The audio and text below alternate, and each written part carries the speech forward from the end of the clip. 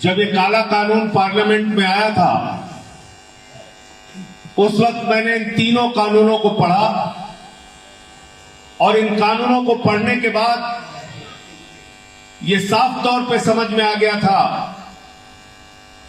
कि भारत की मोदी जी की सरकार ने ये कानून किसानों के लिए नहीं बनाया, ये कानून हिंदुस्तान के लोगों के लिए नहीं बनाया, ये कानून हिंदुस्तान के अन्नदाताओं के लिए नहीं बनाया, बल्कि ये कानून अपने दो पूंजीपति मित्रों के लिए बनाया है।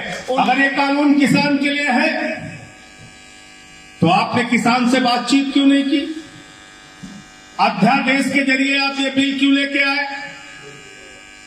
जब पूरे देश में लॉकडाउन लगा था, पूरे देश में हाहाकार मचा हुआ था, 7 मई को 2 साल से एक एप्लीकेशन पेंडिंग थी अडानी की, 100 एकड़ जमीन देने की एप्लीकेशन हरियाणा सरकार के सामने, खट्टर सरकार के सामने पिछले 2 साल से विचाराधीन थी। वो कहता था हमको भंडारण के लिए, कोल्ड स्टोरेज बनाने के लिए जमीन दे दो।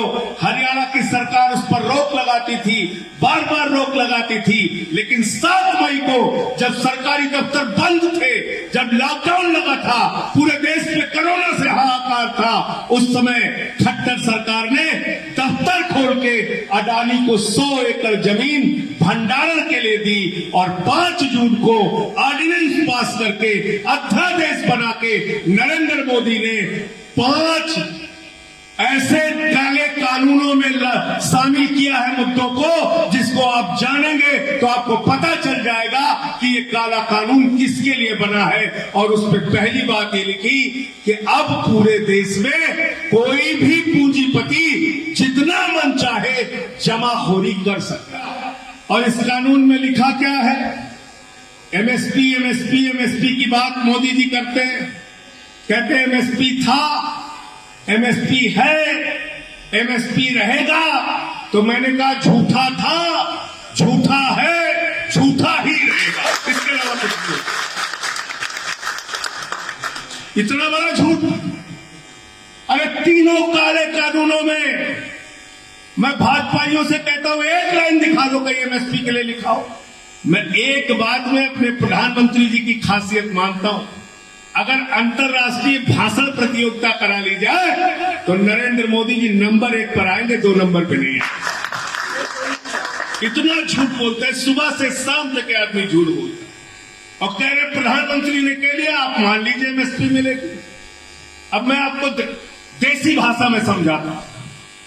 मान लीजिए कि अनिल शर्मा जी अपना 10 कुंटल धान बेचने के लिए बाजार में गए, मंडी में गए, इनको इनके धान का दाम नहीं मिला, इनको इनकी एमएसपी नहीं मिली, इन्होंने न्यायालय में मुकदमा कर दिया।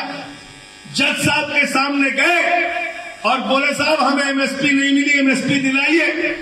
तो जज साहब पूछेंगे कानून में कहां लिखा है शर्मा जी एमएसपी? तो ये जज साहब से जब ये कहेंगे कि जज साहब आपने नहीं सुना, मोदी जी ने बहुत अच्छा भाषण दिया था कि एमएसपी मिलेगी, एमएसपी मिलेगी, एमएसपी मिलेगी, तो जज साहब इनका याचिका पकड़ेंगे और उठा के कूड़ेदान में डाल देंगे।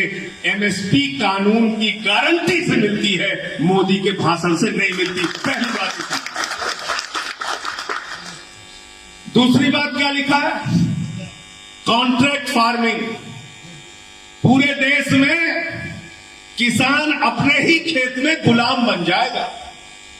बड़े बड़े पूंजीपति आपका खेत ले लेंगे, अपने मनमानी वहां पर खाद डालेंगे, अपने मनमानी वहां पे केमिकल डालेंगे, अपने मनमानी वहां पे बीज डालेंगे, अपने मनमानी वहां पे पैदावार करेंगे। पैदावार अच्छी हो गई तो माल अपने पास, पैदावार खराब हो गई तो उनके खिलाफ आप न्यायालय में नहीं जा सकते, कोर्ट में नहीं जा सकते। यानी कि आपकी जमीन पे आपको गुलाम बनाने का कानून है कॉन्ट्रैक्ट फार्मिंग। समझ गए आप? और तीसरा क्या लिखा है? असीमित भंडारण। असीमित भंडारण। हम लोग हिंदू समुदाय से आते हैं, यहां हमारे मुस्लिम भाई भी बैठे हैं, सिखों में भी जाके पूछ लेना, ईसाइयों में भी पूछ लेना। किसी जाति में पूछ लेना, किसी धर्म में पूछ लेना, जमाखोरी को पाप मानते हैं कि नहीं मानते? जोर से बोलो, मानते हैं कि नहीं मानते? अगर बाजार में सामान की उपलब्धता नहीं होगी, फल सब्जियां अनाज नहीं होगा और उसको कोई साहूकार, कोई पूंजीपति जमा करके अपने गोदाम में रखेगा तो उसको काला बाजारी और जमाखोरी कहा जाता है कि नहीं कहा जाता है? जोर से बोलिए, कहा जाता है कि नहीं कहा जाता है? मोदी जी ने क्या किया है तीसरे कानून में? बोले असीमित भंडारण की छूट। बोले अडानी जी, आप जितना चाहे लोगों से अनाज खरीदो, फल खरीदो, सब्जी खरीदो, सस्ते दाम में किसान से खरीदो, उसको अपने कोल्ड स्टोरेज में रखो, जब बाजार में उसकी कमी हो जाएगी तो महंगे दाम में उसी किसान को बेच दो। जमाखोरी को, कालाबाजारी को, महंगाई को, तीनों चीजों को नरेंद्र मोदी जी की सरकार हिंदुस्तान की पहली सरकार है जिसने सभी धार्मिक मान्यताओं को कूड़ेदान में डाल के आज जमाखोरी और कालाबाजारी को वैधता प्रदान करने का पाप किया है। मैं ये कहना चाहता हूं, वैधता प्रदान करने का पाप किया। और 130 करोड़ लोगों की मेहनत से इस देश की संपत्तियां बनी है। इस देश की संपत्तियां, वो चाहे रेल हो, वो चाहे खेल हो, वो चाहे LIC हो, वो चाहे बैंक हो, ये आप लोगों की मेहनत से, इस देश के लोगों के परिश्रम और ताकत से बनी, उनकी मेहनत से, उनकी मजदूरी से बनी।